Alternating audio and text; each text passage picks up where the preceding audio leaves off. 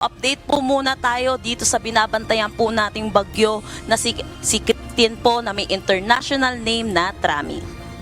So kanina pong 2 PM, tuluyan na po itong lumabas ng ating Philippine Area of Responsibility. Pero kahit nasa labas na po ito ng ating Philippine Area of Responsibility, kung makikita po natin dito sa satellite imagery po natin, yung kanyang rain bands ay may natatamaan pa rin po na parte ng ating Pilipinas. Kaya meron pa rin po tayong Tropical Cyclone Bulletin at mamaya po ilalabas din po natin yung Under Tropical Cyclone Wind Signal number 1. Ito pong Severe Tropical Storm Christine ay huling namataan sa layong 410 kilometers west of Sinait, Ilocos Sur. Ito'y may taglay na lakas na hangin na 95 kilometers per hour malapit sa sentro at pagbugso na 115 kilometers per hour.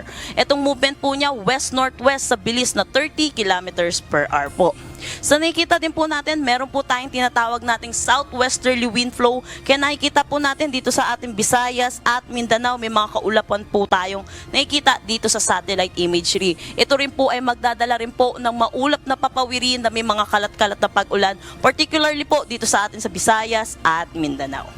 Update naman din po tayo dito sa binabantayan po natin bagyo dito sa labas ng ating PAR. Ito po ay isang ganap na tropical storm at meron ng international name na Kongray galing po sa Cambodia. Ito'y huling namataan po sa layong 2,380 kilometers east ng southeastern Luzon. May taglay na lakas na hangin na 65 kilometers per hour malapit sa sentro at gustiness po na umaabot ng 80 kilometers per hour. Ito yung kanyang movement po northwest sa bilis na 35 kilometers per hour. At sa nakikita po natin, possible po pumasok ito ng ating Philippine Area of Responsibility by weekend at ito po yung papangalanan po nating Leon. Update naman po tayo sa magiging track po neto ni Christine. As nakikita po natin, 2 PM po, lumabas na po siya ng ating Philippine Area of Responsibility. At ito po, magkakaroon mo tayo ng looping scenario dito po sa may West Philippine Sea. Kaya nakikita din po natin, hindi rin po natin inaalis ang posibilidad na ito'y pumasok po muli ng ating Philippine Area of Responsibility. Kung makikita po natin, ito po yung ating PAR line.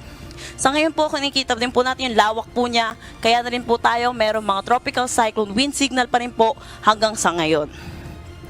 And then kung makikita din po natin dito, yung si Bagyong Christine po ay forecast na mag-intensify din po dito sa may West Philippine Sea. So dahil po dito pa rin po kay Christine, meron pa rin tayong Tropical Cyclone Wind Signal number 1 dito sa Ilocos Norte, Ilocos Sur, La Union, Pangasinan, Apayao, Kalinga, Abra, Mountain Province, Ifugao, Benguet, Cagayan kasama na ang Babuyan Islands, Isabela, Quirino, Nueva Vizcaya at Nueva Ecija. Signal number 1 din po dito sa may Tarlac, Zambales, Bataan, Pampanga, Bulacan, Metro Manila, northern portion ng Rizal at northern portion ng Cavite. Anong po ba ang ine-expect pa rin po natin dito kay Christine in terms of rainfall, pati na rin po dito sa ating southwesterly wind flow? Asahan pa rin po natin ang moderate to heavy or 50 to 100 millimeters of rain po dito sa may Palawan, Western Visayas, Negros Occidental, southern portion ng Negros Oriental at Zamboanga Peninsula.